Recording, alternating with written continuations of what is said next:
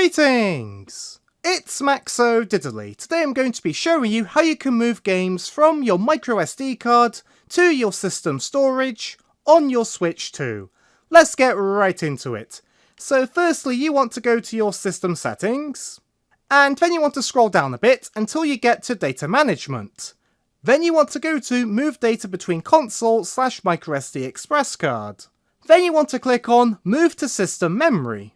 Then you can select the game or games you want to move over to your system memory. So I'll move over these two games, and then click on move. Then click on move to confirm, and the time it takes will vary depending on how big the games are.